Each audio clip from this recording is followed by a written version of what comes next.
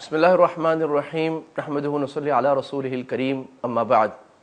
جناب نبی کریم صلی اللہ علیہ وسلم سارے جہان کے لیے ہدایت، رہنما اور ایک پورا دین لے کر آئے جو پوری زندگی کا نظام ہے۔ انہی نظاموں میں ایک نظام اللہ کے نبی صلی اللہ علیہ وسلم کی سیاسی حیثیت ہے جو مدینہ منورہ کی ریاست کے قیام کے بعد بڑی اجاگر نظر آتی ہے، اور آپ نے وہ پریسیڈنٹ اور وہ نظام، وہ اسوہ قائم کیا سیاسی معاملات کے لیے جو رہتی دنیا تک کے لیے کام آ رہا ہے۔ آج وہ ہمیں یونائٹڈ نیشن کے معاہدوں میں بھی نظر آتا ہے، وہ برطانیہ اور جرمنی کے مختلف قوانین میں بھی نظر آتا ہے۔ یہ سوال اٹھتا ہے کہ دنیا کا سب سے پہلا دستور اور آئین کہاں بنایا گیا؟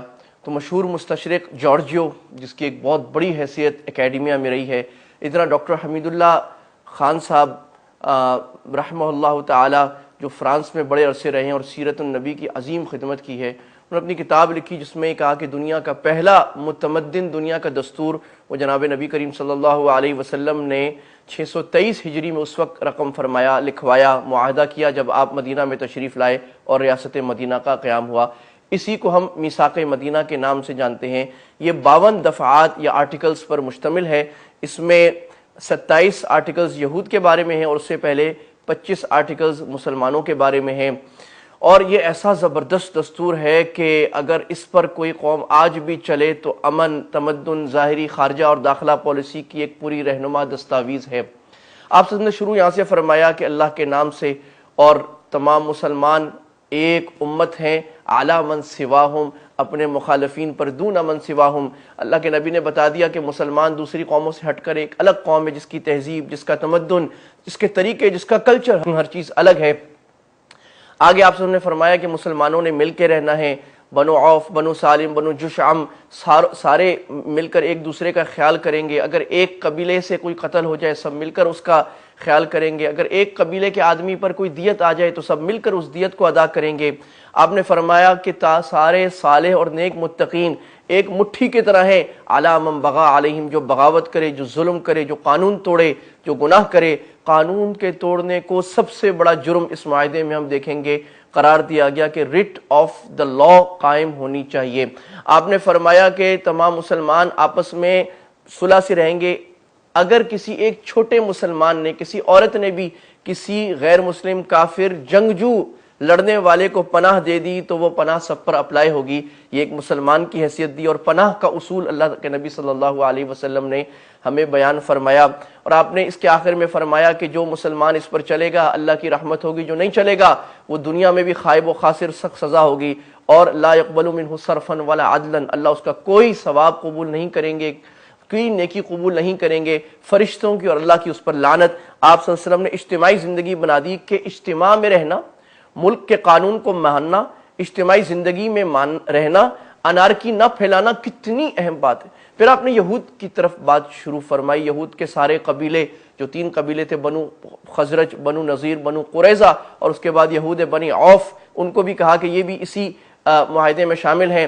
آپ نے فرمایا یہود مسلمانوں کے ساتھ مل کر رہیں گے، مسلمان ان کے ساتھ، یہود اپنے دین پر رہیں گے، مسلمان اپنے دین پر۔ اور یہ رسول اللہ کا ایک بڑا رہنما اصول تھا کہ غیر مسلموں کو اپنے دین پر چلنے کی پوری آزادی دی جائے گی، اور مسلمانوں کی گولڈن ایجز میں 800 سال تک اسپین میں دیکھ لیں، بغداد میں پوری آزادی دی گئی۔ اگر آج کوئی مسلم ملک یا مسلم معاشرہ اس کے خلاف کر رہا ہے تو ان کو سوچنا چاہیے۔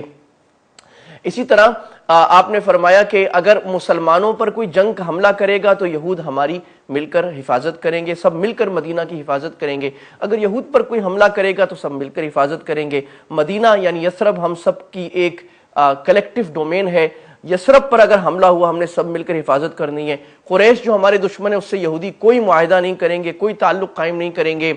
اگر یہود کے کسی آدمی نے کسی اور کا آدمی مار دیا، یا مسلمانوں کے آدمی نے کسی کا آدمی مار دیا اور دیت دینی پڑ گئی، یعنی 100 اونٹ، تو ہم دونوں مل کر دیا کریں گے۔ تو اس طرح کے اور پھر آپ نے اس میں اکثر شقے جو ہیں آپ نے یہود کے تمام چھوٹے چھوٹے قبیلوں کے نام لیے کہ وہ سارے ہمارے ساتھ اس معاہدے کے اندر شامل ہیں۔ اگر کسی نے معاہدہ توڑا وہ اس معاہدے کا فرد، یعنی صرف وہ اور اس کا خاندان نہیں رہے گا۔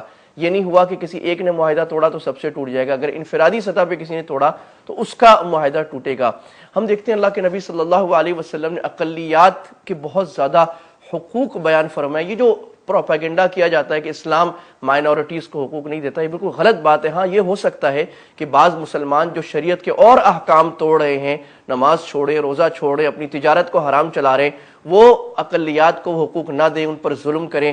میں ایک دو حدیثیں یاد آ رہی ہیں، اللہ کے نبی صلی اللہ علیہ وسلم نے بخاری شریف میں فرمایا، جس نے کسی معاہد کو، یعنی جو آدمی ویزا لے کے ہمارے پاس آئے یا مسلمان ملک کا شہری بن کے رہتا ہو، اس کو قتل کیا، لم یرح رائحۃ الجنہ، وہ جنت کی خوشبو بھی نہیں پائے گا۔ ابو داؤد کی روایت میں ہمارے نبی صلی اللہ علیہ وسلم نے فرمایا کہ جس نے کسی ذمی کو، معاہد کو قتل کیا، اس پر ظلم کیا، اس پر اس کی ضرورت سے، اس کی ہمت سے زیادہ بوجھ ڈالا، یعنی اس سے ہمت سے زیادہ ٹیکس وصول کیا، اس کا حق مارا، اس پر ظلم کیا، تو آپ سے نے فرمایا کہ میں محمد اس سے بری ہوں، اس مسلمان سے۔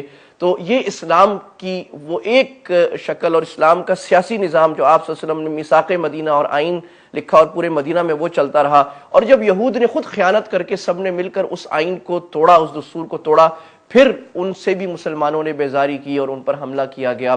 اللہ تعالی ہمیں اللہ کے اپنے نبی صلی اللہ علیہ وسلم کی تمام جہتوں پر اور پورے کے پورے دین پر، آپ کا خاندانی نظام، آپ کا خرید و فروخت کا نظام، آپ کی عبادات، آپ کا اللہ کے آگے رونا، آپ کی تربیت، آپ کے آپ کی خارجہ پالیسی، آپ کی داخلہ پالیسی، ان سب کو سمجھ کر اپنے نظاموں پر لاگو کرنے کی توفیق عطا فرمائے، تاکہ ہم پھر سے ایک عظیم امت، ایک رہنما امت دنیا کے لیے بن کر دنیا کو نمونہ پیش کر سکیں۔